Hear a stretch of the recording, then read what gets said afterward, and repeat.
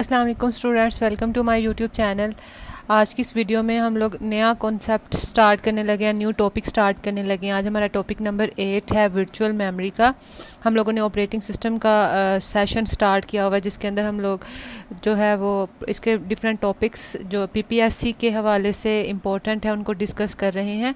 और आज हमारा टॉपिक नंबर 8 है और लेक्चर नंबर हमारा 34 और पार्ट आज के लेक्चर का पार्ट 1 है। इससे पहले कि मैं नेक्स्ट प्रोसीड करूँ, अगर आप मेरे चैनल पर न्यू है तो प्लीज़ सब्सक्राइब करें और साथ में बेल आइकन भी प्रेस करें और इन लेक्चर्स को अपने फ्रेंड्स तक भी शेयर कर दें ताकि वो भी इनसे फ़ायदा हासिल कर सकें और पीपीएससी से रिलेटेड जो कॉन्सेप्ट्स हैं उनको एक दफ़ा देख सकें।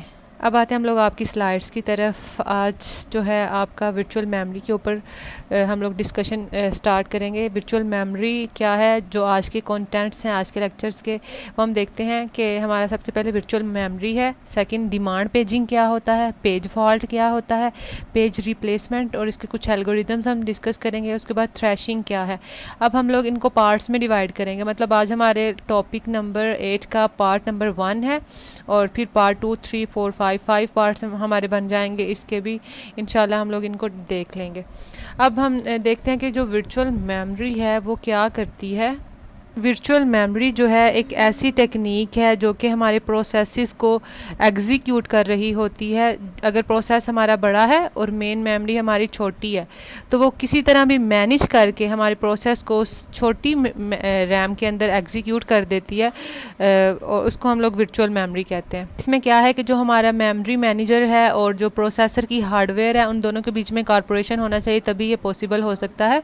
इसके कुछ फ़ायदे ये हैं कि इसमें जॉब साइज़ जो है उसको रिस्ट्रिक्ट नहीं किया जाता, मेमोरी जो है वो एफिशिएंटली यूज़ हो जाती है और इसमें अनलिमिटेड अमाउंट ऑफ प्रोग्रामिंग है। इसको हम नेक्स्ट जो है एग्जांपल से और क्लियरली समझते हैं, आपको ज़्यादा अच्छे से समझ आ जाएगी। अब यहाँ पे वर्चुअल मेमोरी क्या है, कहते हैं कि ऐसी टेक्निक है जो कि आपको लॉजिकली वर्किंग करने में जो है वो प्रोवाइड कर रही होती है, फैसिलिटीज़ प्रोवाइड कर रही होती है। फॉर एग्ज़ाम्पल नेक्स्ट हमारे पास ये एग्ज़ाम्पल दी हुई है, ये हमारे पास सेकेंडरी मेमोरी है, ठीक है, ये हमारे पास सेकेंडरी मेमोरी है और ये हमारे पास रैम है।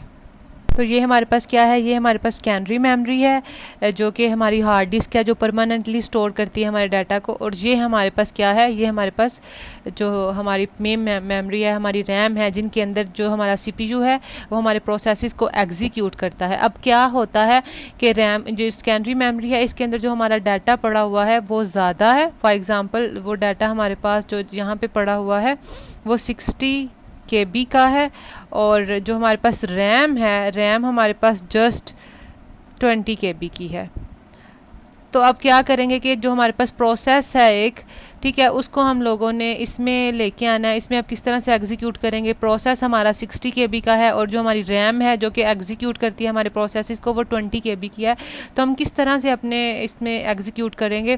तो जो वर्चुअल मेमोरी होती है ना, ये वैसे ही एक प्रोसेस है जो इसके अंदर हो रहा होता है।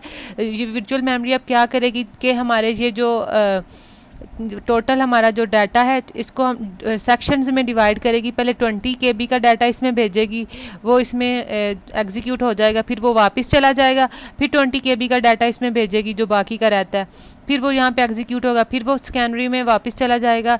इसी तरह फिर जो 20 वाला रह गया वो दोबारा इसमें आएगा और इस तरह से ये जो वर्चुअल मेमोरी है ये इसको मैनेज कर देगी।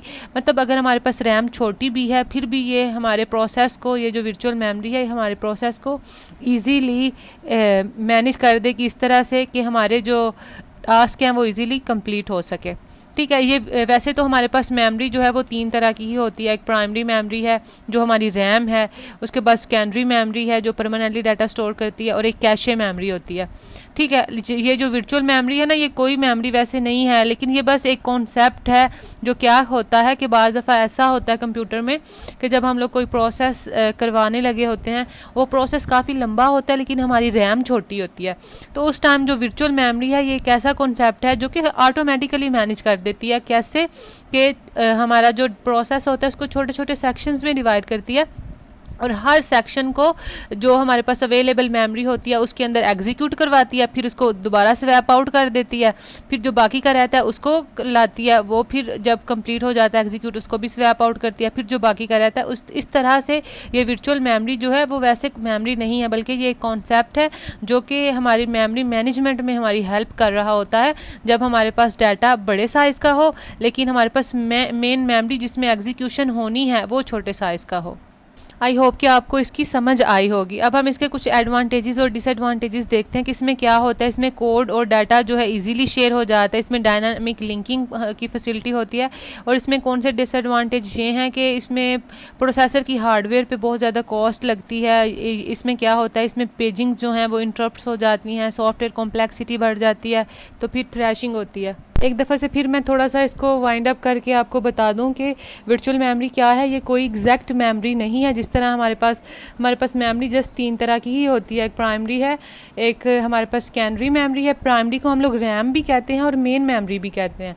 और सेकेंडरी हमारे पास जो है वो हमारे पास परमानेंट मेमोरी इसको कहते हैं, और इसको रोम भी बोलते हैं। अच्छा, अब क्या है कि जो एक कैशे मेमोरी होती है, 3 तरह की बस हमारे पास मेमोरी होती है। जो वर्चुअल मेमोरी है ये वैसे कोई मेमोरी नहीं होती है, ये बल्कि एक कॉन्सेप्ट होता है। और वो कॉन्सेप्ट हमारा किस चीज़ में हेल्प करता है, हेल्प इस तरह से करता है कि अगर हमारा जो डाटा सेकेंडरी स्टोरेज में पड़ा हुआ है, पता है सेकेंडरी स्टोरेज जो है वो काफ़ी डाटा को अपने अंदर स्टोर कर लेती है।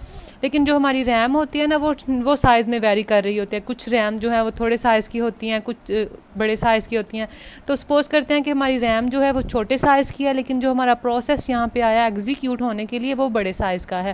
फॉर एग्ज़ाम्पल मैंने फिर से वही एग्ज़ाम्पल आपको बताती हूँ कि ये हमारे पास अगर 60 KB का है और हमारे पास ये जो मेमोरी है वो 20 KB की है, तो हम किस तरह से अपने काम को एग्जीक्यूट कराएंगे। CPU अब क्या करेगा, क्योंकि CPU ने इसको एग्जीक्यूट करवाना होता है ना।